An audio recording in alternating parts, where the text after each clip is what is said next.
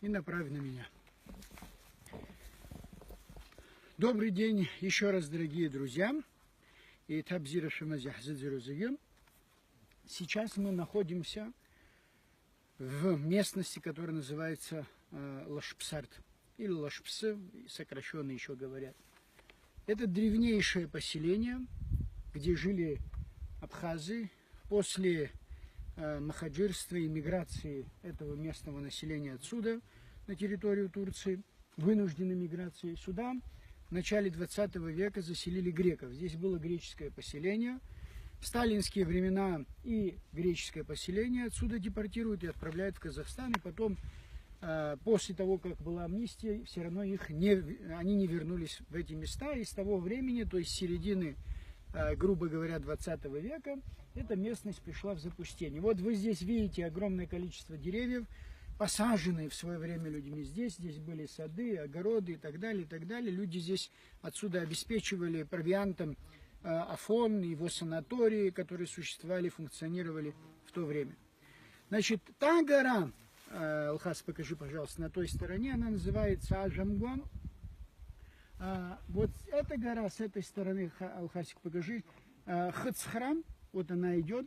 Как раз она туда выходит, вот там, где вы сейчас видите ущелье, мы видим проход в Гума, где находятся каманы, и далее мы видим, значит, вдалеке Цабал. Очень важно отметить, вот с нами сейчас сегодня в моей вот сегодняшней экспедиции присутствует Руслан Владимирович Пандария, который вместе с Кивием Шамеловичем Смёр и другими жителями Афона здесь обошли все эти горы.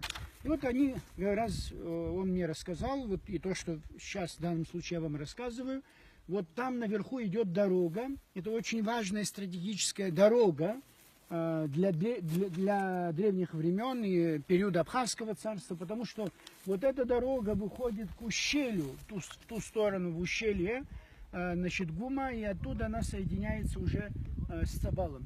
Вот это вот, именно вот эта дорога. И далее она выходит на ту сторону, в Гудаутскую часть, ближе к Гудауту, Ачиндара, вот в ту сторону, и уходит через перевал.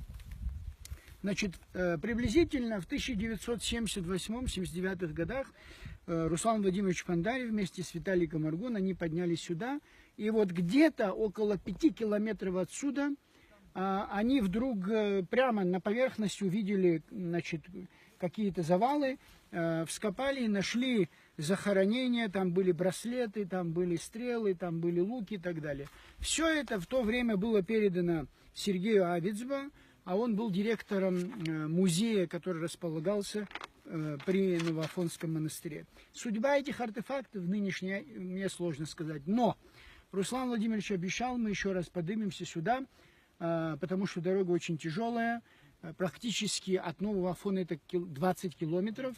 Вот. Мы еще раз поднимемся сюда уже пешком, чтобы пойти вот именно в то место, где они нашли вот эти артефакты, потому что это может быть какое-то поселение или какое-то очень крупное, значит, поселение, где сохранились, потому что там была и керамика, помимо вот этих найденных браслетов и так далее, и так далее. Поэтому это место все-таки надо будет снова зафиксировать и потом уже с помощью археологов его изучить. Дальше. Значит, вот в ту сторону как раз Гумышха, значит, гора идет, и далее Гунырха, перевал находится на той стороне. Друзья мои, вот с Новым Афоном его связывает вот эта дорога, по которой мы сейчас приехали. Значит, к сожалению, конечно, она тяжелая, но тем не менее, слава Богу, из-за того, что сейчас делается водопровод, ее тоже расчистили, мы можем теперь на машине сюда попадать. Вот, огибая вот эту гору. Там великолепнейшие места, и сейчас на обратном пути мы заедем еще там, где находится Цингвара, и зафиксируем эту местность. Я вам тоже продемонстрирую. Очень интересно, что такая сосредоточенность разновидных памятников. Сейчас, что здесь находилось, сложно сказать. Никаких построек здесь не осталось, кроме, значит, садов, значит, остатков садов, потому что все деревья практически высохли. Единственное, там наверху находится один единственный пастух, Значит, он содержит скот, они потом выгоняют его на пастбище летом и зимой здесь ночуют. Кроме него здесь практически больше никого нету. Но это очень замечательное место, это очень замечательный маршрут, друзья мои. Даст Бог, потом мы более детально его изучим. Сейчас благодарю вас снова за внимание.